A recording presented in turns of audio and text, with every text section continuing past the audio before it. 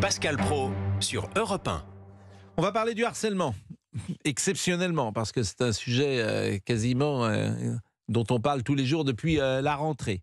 Nous sommes avec Stéphane, peut-être ? Stéphanie. Bonjour Stéphanie. Bonjour Pascal. Et merci d'être avec nous, parce qu'on a quand même le sentiment qu'on a plus fait en un mois que dans toute l'histoire de l'éducation nationale et du harcèlement, et on peut saluer le travail de Gabriel Attal. Oui, là-dessus, je suis d'accord. Bon. Et vous-même, vous êtes assistante maternelle ?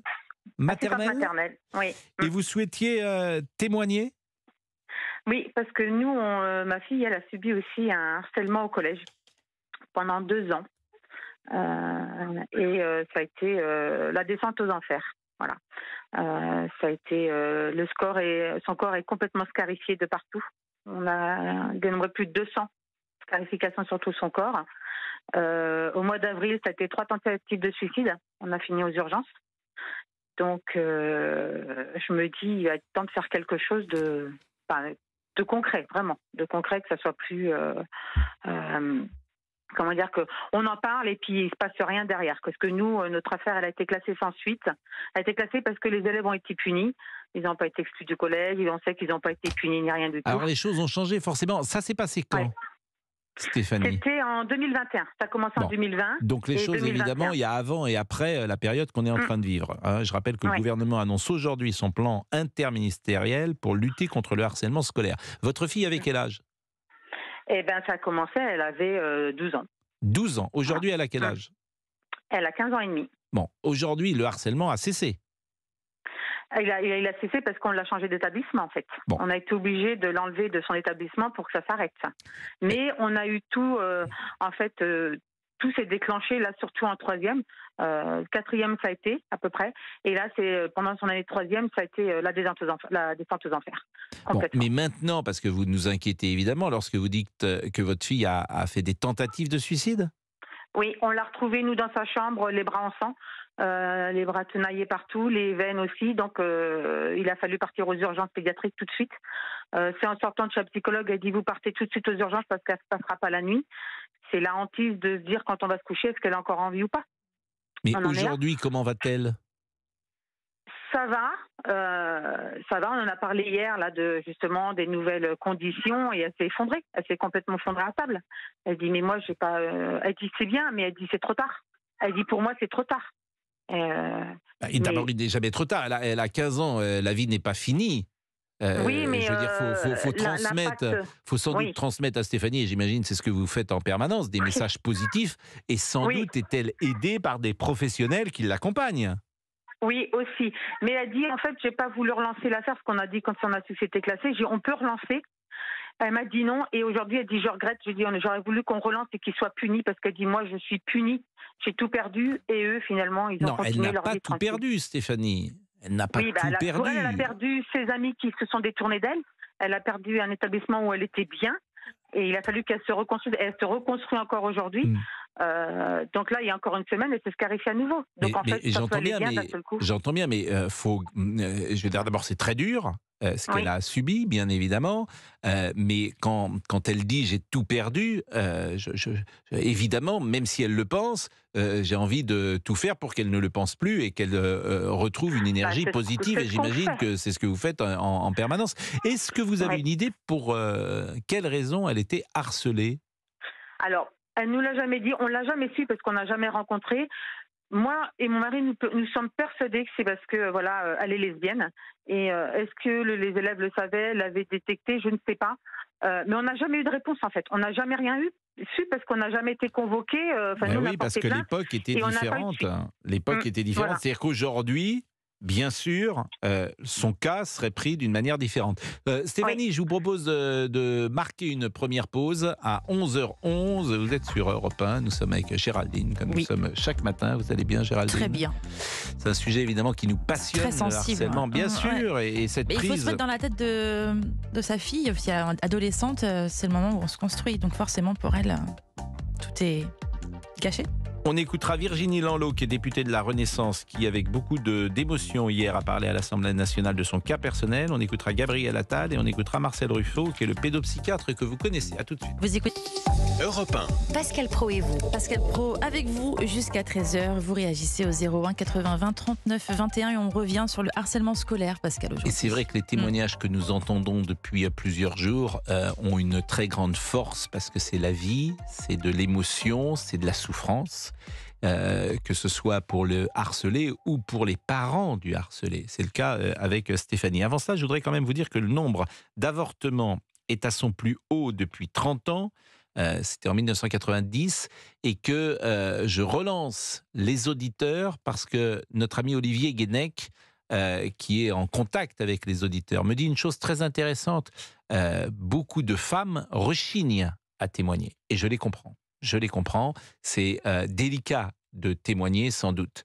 Donc j'aimerais quand même, notamment si nous avons des témoignages de jeunes personnes, si vous pouvez appeler et appeler Olivier, hein, nous sommes d'accord Olivier, il y a une parole, ce qu'on peut comprendre d'ailleurs, que ce ne soit pas aisé et facile d'expliquer pourquoi on a avorté, on n'a pas envie d'en faire une publicité. Forcément. Malgré tout, je renouvelle notre appel. Si vous pouvez nous appeler, ce serait extrêmement intéressant. On peut rappeler le numéro, Pascal, Bien 01 80 20 39 21. Stéphanie, votre fille, vous disiez qu'elle est peut-être harcelée parce qu'elle est lesbienne, disiez-vous. Elle est fille unique ou elle a des frères et sœurs? Non, elle a 2 frères qui ont 26 ans et 30 ans. Elle est toute seule maintenant à la maison parce qu'on quittait la maison. Mais donc voilà. Bon, et elle a 2 frères. Bon, comment vous envisagez ces prochains jours maintenant? Est-ce que vous la surveillez en permanence? Est-ce qu'elle est surveillée par des professionnels? Comment ça se passe? Alors, je la surveille, oui, non. Enfin, je veux dire, je vais être attentive quand elle va être, suivant comment l'habiller, si je vois de nouvelles marques. Elle est suivie par une psychologue avec qui ça se passe bien. Mais voilà, on essaie de faire attention, de ne pas être trop sur elle non plus, de la laisser vivre sa vie d'adolescente. Là, elle a commencé un CAP de fleuriste, chose qui la passionne, mais on est vigilant. Enfin, le soir, automatiquement, c'est sûr, on va la voir, et quand elle est dans sa chambre, souvent, quand on n'entend pas de bruit, on l'appelle pour dire tout va bien, ça va, il n'y a pas de problème. Mais voilà, on essaie quand même de la laisser vivre sa vie tranquillement, quoi. On l'empêche pas de sortir, mais on est très vigilant. Enfin, bon, j'imagine que c'est une source d'inquiétude pour vous, Stéphanie, j'imagine, et puis de souffrance. Parce que la mère que vous êtes voit sa fille scarifiée, disiez-vous, et puis malheureuse sans doute. C'est indiscret de vous demander si actuellement elle a une liaison qui peut peut-être lui donner du baume au cœur. Alors, elle avait une copine encore jusqu'à la semaine dernière, mais ça s'est pas bien passé. Et là, elle veut se consacrer à ses études. Et elle dit, pour ça, j'ai besoin d'être seule pour... voilà. Donc, ça n'a pas marché. C'est comme ça, comme tous les adolescents. Hein. Mais voilà, donc elle avait jusqu'à la semaine dernière une copine. Mais voilà, elle a préféré là, elle m'a dit, ça va être mes études. Moi, elle dit, je vais penser à moi maintenant. Donc c'est ce qui est déjà bien. Bon, merci en tout cas Stéphanie. Je voudrais qu'on écoute 2 ou 3 témoignages qui nous ont intéressés ces dernières heures. Virginie Lanlot, vous ne la connaissez peut-être pas, elle est députée Renaissance des Hauts-de-Seine. Hier, elle était à l'Assemblée. En fait, elle n'aurait jamais dû être députée, mais il se trouve que Prisca Thévenot est devenue, comme vous le savez, ministre. Donc, elle était suppléante, Madame Lanlot, et elle est devenue naturellement donc la députée. Elle était également jadis maire adjoint de Meudon avant d'être députée. Vous savez qu'il n'y a pas de possibilité du double mandat. Écoutez, c'était à l'Assemblée nationale, elle parle d'elle-même. Monsieur le ministre, je souhaiterais vous lire le message qu'une jeune fille devenue femme a récemment envoyé à son ancienne camarade. Il y a des années de cela, j'ai subi de ta part harcèlement, humiliation et attouchement. Ces agissements ont bousillé ma vie d'enfant et d'adolescente. J'ai pu me reconstruire et construire une famille formidable. Mais jamais je n'oublierai ces heures de souffrance et de détresse. J'ai pensé à une période d'énoncer ces agissements. Cela fait maintenant plus de 40 ans. C'est loin, mais indélébile. Cette jeune fille, c'était moi. Et je ne crois pas être la seule sur ces bancs à avoir été victime de harcèlement. Cette jeune fille, c'était moi. Et la force de ce témoignage, c'est précisément parce qu'elle a été concernée. Gabriel Attal, ministre de l'Éducation nationale, lui a répondu. Marion, 13 ans. Evaël, 11 ans. Dina, 14 ans. Ambre, 11 ans. Lucas, 13 ans. Thibaut, 10 ans. Chanel, 12 ans. Marie, 15 ans. Lindsay, 13 ans. Nicolas, 15 ans. Ces noms, ce sont ceux d'enfants enlevés à leurs parents. Ce sont ceux d'élèves enlevés à leurs enseignants. Ce sont ceux de jeunes enlevés à leur pays. Par un fléau, le harcèlement scolaire. Ce fléau, il ne connaît pas de frontières. Ce fléau, il tue. Et quand il ne tue pas par la mort, il tue la confiance en soi de jeunes qui ne demandent qu'à s'aimer et à aimer les autres. Madame la députée, j'ai fait dès ma nomination au ministère de l'Éducation nationale et de la jeunesse la lutte contre le harcèlement scolaire, ma priorité absolue. Et je le dis de manière très claire, je ne reculerai devant rien. Je ne reculerai devant rien pour mieux prévenir. Je ne reculerai devant rien pour que la peur change de camp. Je ne reculerai devant rien pour que la honte change de camp. Voilà un ministre qui prend les dossiers à cœur, qui fait l'exact contraire de ce qu'avait fait M. Papendiaï pendant des mois. On remarquera d'ailleurs que c'est le même homme qui les avait nommés, l'un et l'autre, Emmanuel Macron. Et c'est ce qu'on attend d'un homme politique, qui mette les mains dans le cambouis et qu'il agisse sur le réel. Écoutez Marcel Ruffo, qui est pédopsychiatre. Il était invité de Dimitri Pavlenko ce matin sur Europe 1. Qu'est-ce que vous en pensez, vous, cette proposition du ministre d'exclure en dernier ressort le harceleur? Je préférerais les hospitaliser. Oui. Je préférerais ne pas les changer de collège, mais les mettre dans un établissement de santé pour réfléchir à pourquoi ils sont comme ça et pour peut-être... Le harcèlement est une maladie. Vous sous-entendez que le harceleur est malade. Le harceleur est souvent lui-même mal, quoi.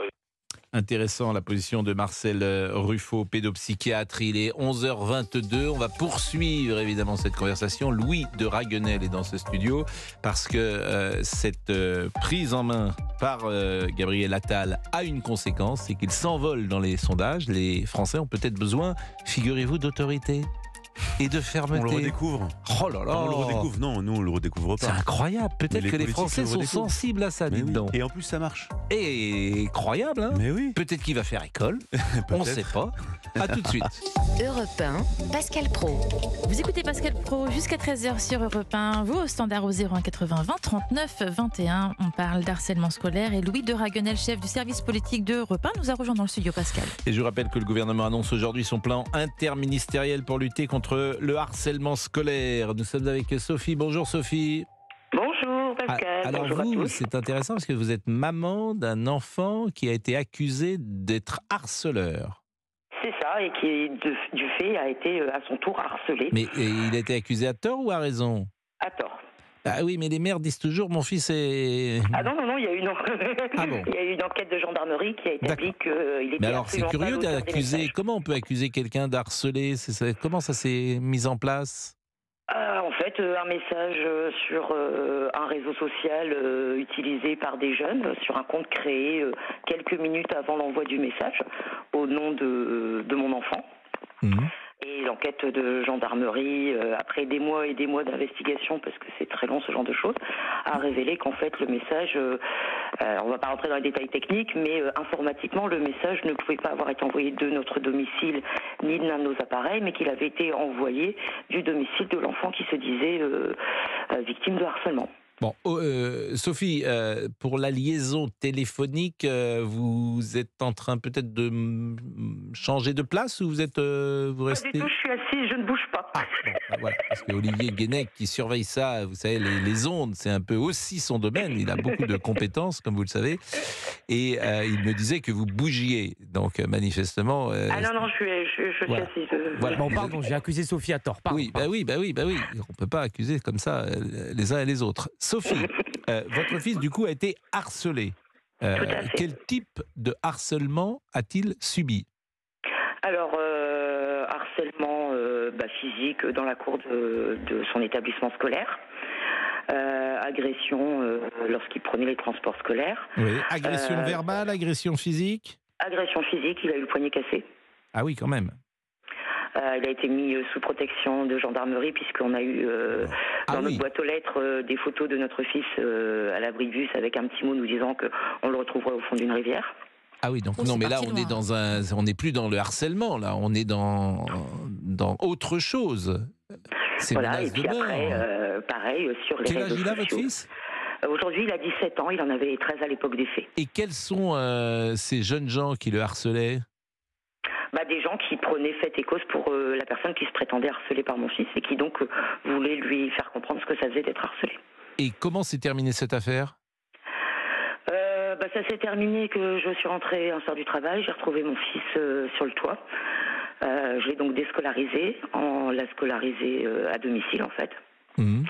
Et quand l'enquête de gendarmerie a été terminée, on l'a changé complètement d'établissement, de ville, pour qu'il redémarre à zéro. Oui, c'était ce qu'on faisait à l'époque et qu'on ne ferait plus sans doute aujourd'hui. Comment va-t-il aujourd'hui? Aujourd'hui, ça va mieux. Ça va mieux. La première année où il a repris le chemin de l'établissement scolaire a été très difficile, avec d'énormes crises d'angoisse et les pompiers ont dû intervenir malheureusement plusieurs fois. Mmh. Et puis petit à petit, il s'est apaisé, il s'est créé un nouveau réseau de camarades et c'est quelque chose dont il ne veut plus parler. Et les jeunes gens ont été inquiétés? Non. Il n'y a rien eu? Il n'y a rien eu. Donc vous aviez déposé plainte, j'imagine? Bien sûr. Donc il y a une enquête qui a été faite, mais elle n'a pas été, il y a une sorte de non-lieu, je ne sais pas ce qui s'est passé précisément, mais en tout cas où elle a été classée, il n'y a rien. Ça a été plus classé d'ailleurs que... C'est ça. Il n'y a pas eu de suite et par rapport au message, à l'origine de l'affaire, on sait de quelle maison ça a été envoyé, mais comme il y a plusieurs habitants, on ne peut pas savoir qui a fait le message, donc ça s'arrête là. Bon, on marque une nouvelle pause. Louis de Raguenel est là, je le disais. On enchaîne effectivement avec des témoignages qui sont extrêmement lourds sur ce sujet. À tout de suite. Europe 1. Pascal Praud et vous. Merci de nous rejoindre sur Europe 1. Vous êtes avec Pascal Praud et nous sommes en studio avec Louis de Raguenel, chef du service politique d'Europe 1. Pascal. Louis de Raguenel. Gabriel Attal est en train de réussir sa rentrée politique. On peut même dire qu'il l'a réussi, ça s'est confirmé par des sondages. Figurez-vous que c'est la 3e personnalité politique préférée des Français. Et ce qui est intéressant, c'est de voir qu'en fait, la fermeté, vous l'évoquiez tout à l'heure, eh bien ça paye. Il y a des mesures très simples qu'il a mises en place. En fait, fin de la baya, ça a été respecté. Là, il lance son plan anti-harceleur. On va voir quel produit ça donne, mais globalement c'est des choses assez basiques, assez simples, et quand les choses sont dites clairement, eh bien les Français sont très reconnaissants. Et je disais, est-ce que ça peut influencer et pourquoi pas même radicaliser sur certains sujets, sujets de sécurité, sujets d'autorité régalien ou régalienne, ce gouvernement qui parfois était dans en même temps, et je pense à la loi immigration qui arrive. Alors ce qui est intéressant, c'est que sur les sujets qu'on vient d'évoquer, le en même temps ne peut pas exister. La baya, c'est pour ou c'est, vous êtes pour ou vous êtes contre, c'est oui ou c'est non. Le harcèlement, il y a pas de demi-mesure possible. Le en même temps se fracasse sur toutes ces mesures. Et donc, ce qui sera intéressant d'observer, c'est jusqu'où pourra aller Gabriel Attal, justement avec cette espèce de posture de fermeté régalienne, vous l'avez dit, et d'ailleurs c'est Emmanuel Macron qui le dit. Mais ensuite, ce qui sera intéressant de voir aussi, c'est politiquement jusqu'où est-ce qu'on laissera Gabriel Attal aller. Parce que, regardez, c'est joliment dit, mais le président de la République explique que désormais l'éducation nationale fait partie du domaine réservé du président de la République, comme le sont par exemple les affaires étrangères, l'intérieur. Qu'est-ce que ça veut dire en fait très concrètement? Ça peut vouloir dire que c'est positif. Le président s'intéresse à l'éducation, au sujet d'éducation. Vu d'un point de vue un peu plus négatif, c'est une forme de mise sous tutelle aussi de Gabriel Attal. Il n'y a pas une déclaration, il n'y a quasiment pas un déplacement que fait Gabriel Attal où le président de la République n'est pas là. Et Gabriel Attal a envie d'exister par lui-même. Si on regarde les derniers épisodes, alors c'est peut-être un peu de la tambouille, mais Emmanuel Macron fait quasiment toutes les annonces de la rentrée dans le journal Le Point cet été. Boum, Gabriel Attal, lui, du coup, n'a plus beaucoup d'annonces à faire. Au moment où Gabriel Attal est invité du journal télévisé de TF1 pour lancer aussi, pour annoncer l'interdiction de la baya, eh bien, l'Élysée, quelques heures avant, fait fuiter le fait que le président de la République souhaite la fin de la baya à l'école. Donc, ça ne m'étonnerait pas, on verra, mais que Gabriel Attal, à un moment donné, voyant que l'opinion publique le suit et qu'il est toujours un peu quand même cornaqué par le président de la République, ça ne m'étonnerait pas qu'il finisse par s'émanciper un petit peu du chef de l'État. Il y a deux jeunes gens qui, en ce moment, sont en pôle dans ce gouvernement. L'aile gauche, Gabriel Attal, on le met toujours quand même à gauche. L'aile gauche Emmanuel Macron et l'aile droite, c'est Gérald Darmanin. Donc mais ce sont c'est deux très jeunes intéressant gens. ce que vous dites, Pascal. Souvent. Mais vous savez pourquoi c'est important ? Non, mais parce que en fait, la gauche a tellement perdu une capacité à exprimer une parole d'autorité qu'on assimile systématiquement l'autorité à la droite. Mais il fut un temps où la gauche avait une vraie posture d'autorité. La gauche de Jaurès, on l'aime ou on l'aime pas, mais en tout cas, elle n'est pas laxiste. Bon, c'est vrai qu'il vient de la gauche, Gabriel Attal. Je rappelle qu'il a 34 ans. Il est né en 1989. Gabriel Attal, c'est sans doute un des... aîné. Oui, mais ce qui est intéressant, c'est que vous avez une jeune génération politique qui est plutôt performante, parce qu'à 34 ans, être ministre, quand même, ce n'est pas rien comme trajectoire, et qui peut compter fortement ces prochaines années. Je pense effectivement à lui, à Gérald Darmanin, à Jordan Bardella, bien sûr, et puis peut-être à François Ruffin, qui est un petit peu plus vieux. Absolument. Et d'ailleurs, Gabriel Attal, là, depuis peu de temps, il est testé. Il y a un quart des Français qui considèrent qu'en 2027, il ferait un bon candidat et même un bon président de la République.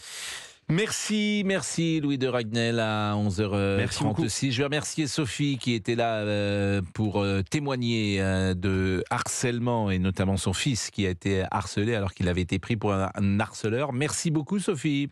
Mais de rien, bonne journée, et bonne émission journée et à bientôt. Vous êtes dans le nord de la France. Bonne journée. Ça, tout à fait. Bonne journée à vous et nous allons